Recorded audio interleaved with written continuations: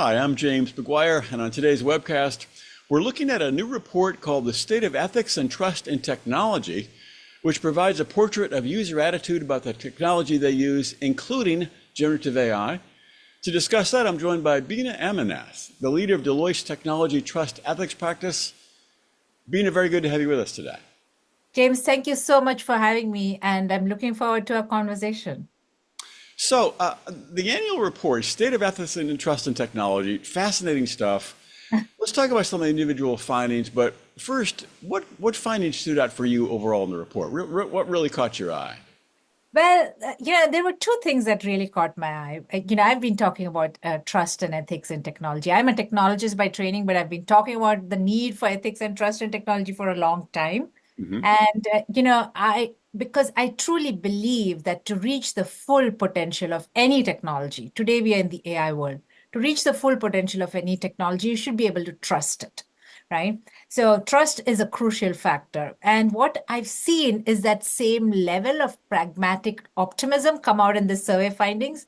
There's obviously a lot of concern about the risks, the trust and ethics factors, but also there's a lot of optimism on how this technology AI can actually be used for a lot of social good. So, I love that the survey findings actually resonated on that factor.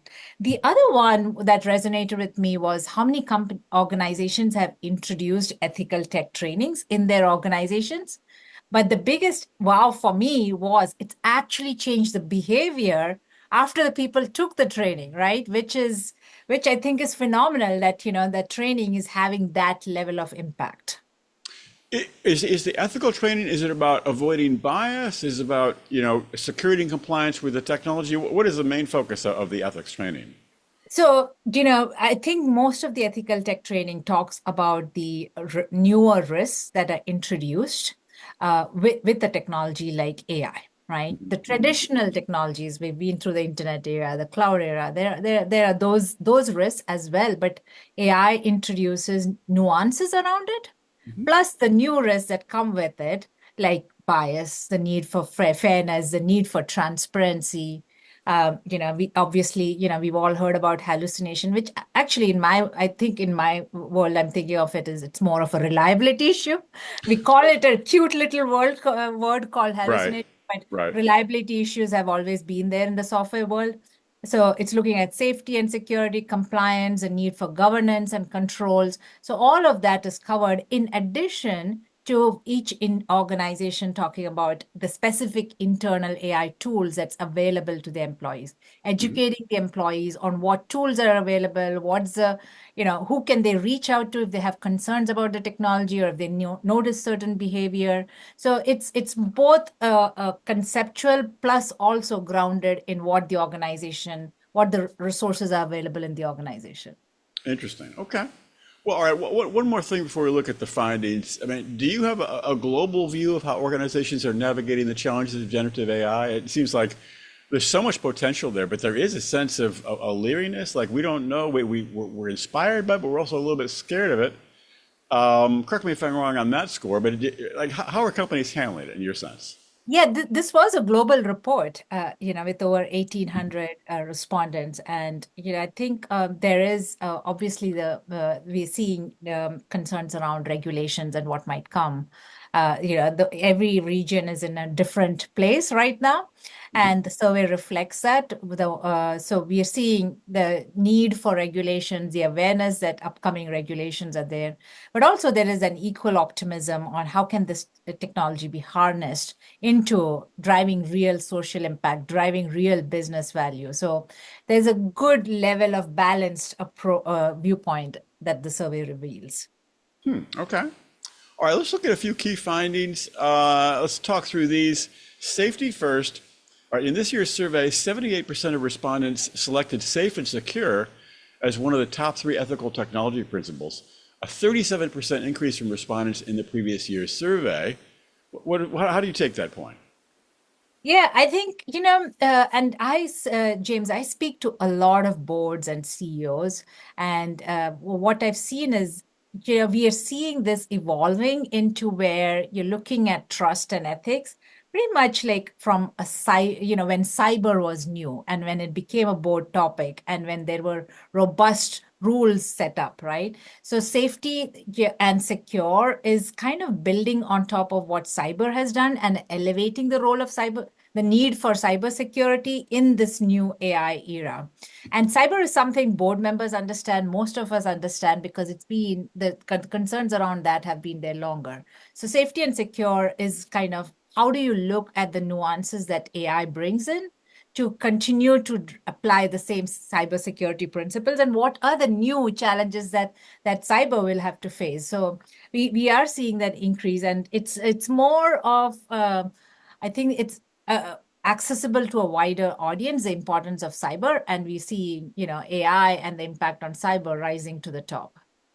Well, and this may be a bit of a side point, but it seems like on the question of cyber, AI is such a two-sided coin in that, the good actors have it, the companies have it, but also the bad actors, the malicious folks have it as well. And so it's a bit of a Yeah. standoff. I'm not sure who's going to win that battle. Probably wasn't covered in your survey, but I think that it does Yeah. influence the issue of trust. Yes, yes, absolutely. And look, today, any bad actor with an internet connection can do it because we've entered the era of AI where the technology is changing and evolving. You look at technology 25 years ago, you deployed a piece of software, the outcome stayed, you put in a specific input, the output came out the same every single time, right? Now, this technology, AI, is still learning and evolving after it is deployed. Mhm. So, it is one of those areas where bad actors can actually change the technology. And we've seen it where chatbots go racist or misogynistic, where, bad actors, all that they need is an internet connection to start making the technology fail. Mhm. All right, here's another point from the survey. Organizations face challenges building trust among employees. Trust in one's organization and its emerging technologies may be declining and more Mm. pronounced in younger generations. So how do you see this? It seems like the younger folks aren't as trusting. It's an interesting finding, right? And I think part of it is, in 2023, 87% of millennials and 81% of Gen Z respondents reported buy-in to their organization's ethical messaging. What happened this year is those figures decreased to 77% and 65% respectively, right?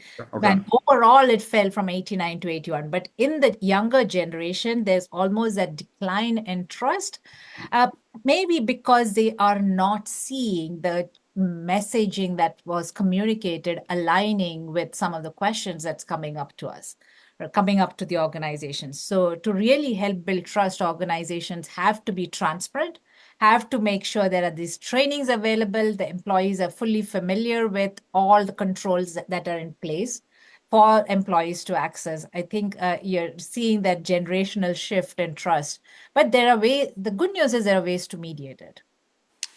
Such as what might be one way to mediate it? One is transparency. If you have controls in place, if you have checks and balances, if you're using AI in your HR system, right? Be transparent about it that we use AI to do the first level of parsing through new resumes that we get. Or if you're using AI to write up that, performance review, make sure you're transparent that the first draft will be generated by AI. Make sure the employees are familiar with the tool. Make sure the employees have a way to get engaged and provide feedback on the tools. I mean, HR was just one of the example, but really in any function and especially the function that the employee might be working in, to be super transparent about what, when, and where AI is being used, what kind of checks are being done, providing mechanisms. Maybe it's that 1-800 number or an email where employees can reach out to if they have concerns about a specific AI tool that they're using on a regular basis in the organization. So transparency, training, making employees part of the journey as opposed to just pushing out the software. I think those are a few ways to start building out that trust. AI might be a technology, but you and I both know it's not just a technology project. Success of it depends on a cultural change. There is a human impact, and there is real concerns about the jobs getting impacted. So being proactive and addressing it upfront is one of the crucial ways to earn back trust. It's true what you said about AI. It's obviously it's technology and it's a huge project. It's a huge initiative, but I think it's almost something emotional in people's attitude towards it. There is a threat of it. Oh, is it going to take my job, or what is it? It can replace me Yeah. somewhere. So it's like it's not like cloud or data analytics. It's a completely new technology in that sense. Yes, and anything that comes close to human intelligence, and there is going to be that concern on, oh, can AI take over the job that I'm doing? And the reality is, the jobs are going to change, right? I like to say that it's not AI going to take over your job. It's a person, it's a human that knows AI Right. that will take away a job. The human being, the employee that knows how to use AI tools most effectively in their Right. job, Yes. when it's like you have to learn and evolve, and the more organizations can provide those AI fluency trainings or AI literacy training, make sure the employees are well trained, the more that builds trust as well. All right, another survey, another from the finding from the survey is it says reputation is top of mind when asked to rank the potential negative outcomes to organizations if ethical standards are not followed for emerging technologies.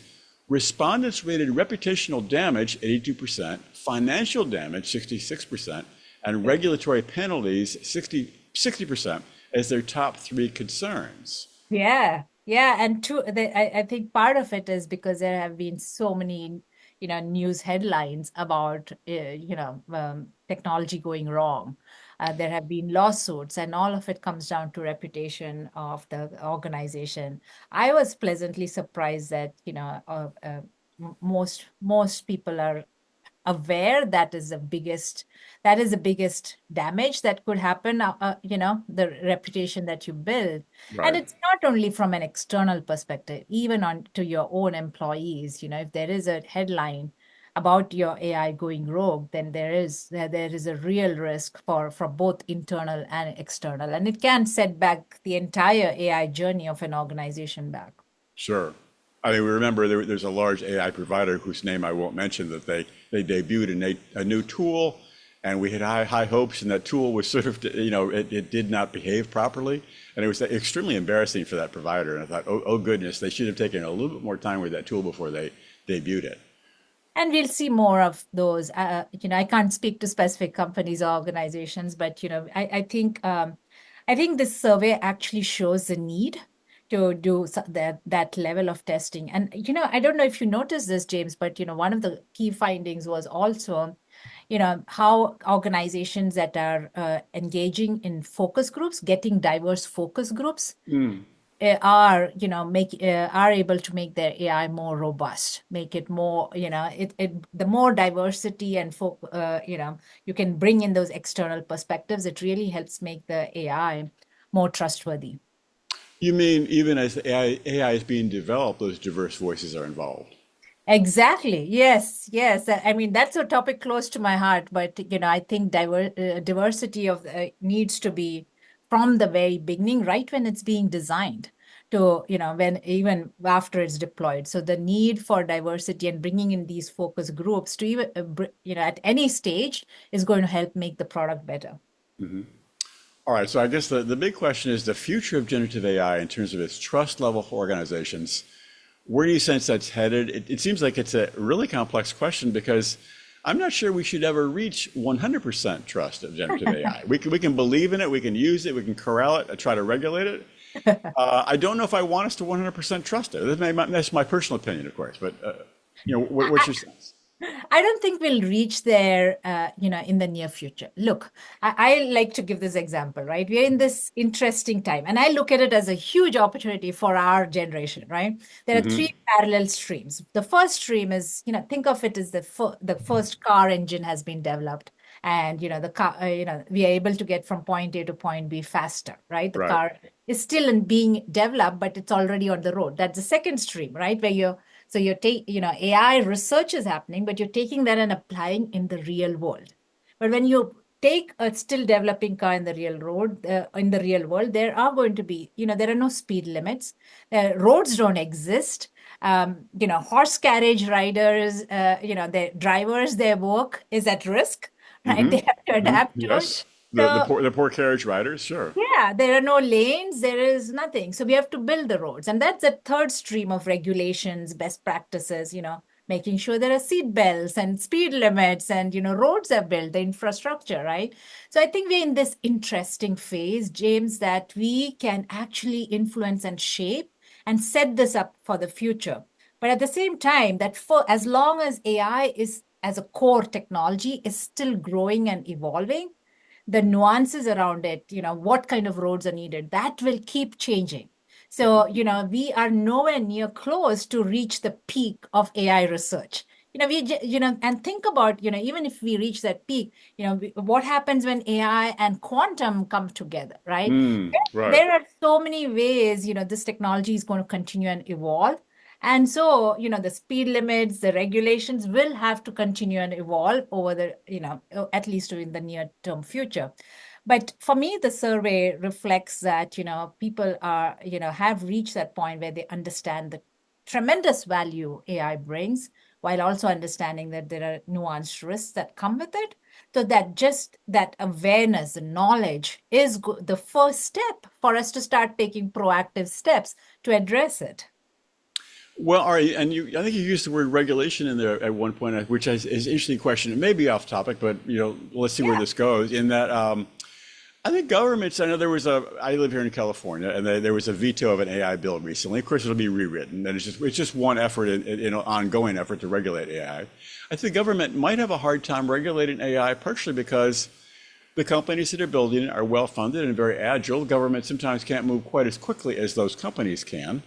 So if AI outruns regulation, which may or may not happen, we don't know, it's going to be a problem with the trust right there. So fully regulating AI is going to be a particularly difficult issue. Agree, disagree? I think it will take time. The third stream that talked about is going to be the slowest because Right, you want to put out regulations that's going to curb innovation. So think about it. The first car came on the road in the early 1900s. Seat right, belts became mandatory much, much later, like 60 right. or 70 years later, right? Yeah. Because you want regulations that are thoughtful, that don't curb innovation, but at the same time protect and keep the humans safe and secure, right? Hmm. So I do think it's going to be it's going to take that balanced approach, but at the same time, I'm also seeing organizations, especially the ones who that are in highly regulated industries, uh, you know, getting proactive about self-regulating, adapting existing regulations to address the implications of AI technology. So we are seeing some best practices evolving, but at the same time, as long as at first stream, where AI research is going full steam ahead, there is going to be a catch up in both the application side and the regulation and risk side. All right. So is there anything that particularly worries you, or that you would share your worry with managers in terms of generative AI and trust? If you'd say, "Oh, please be careful of this," someone might be worried about it. Is there a worry there in terms of generative AI and trust? I think the concern is if you are, if you don't go beyond finding the risk to actually solving for it, thinking that, and I think we've moved past that phase. But James, if you remember a few years ago, there was a lot of discussion around bias and Mm-hmm. Hmm. and the need for fairness, and somehow that has been replaced now by hallucination and safe and secure, which I think is the right approach in terms of being aware of all the risks, understanding how to solve for it, mitigate it based on what you know. It's not a 100% solved problem, right? The technology is going to continue to evolve. The risks are going to continue to evolve. So there is it now more than ever. Managers and leaders need to be more agile, need to build an ecosystem of partners from whom they can learn and grow together. I think that's the answer. As far as there is an answer, I think that's it. Beena, I think you said it. It was fascinating. It's going to be a really interesting sector to follow. And thank you so much for talking with us today. Please come back and talk with us again sometime. Thank you so much for having me, James.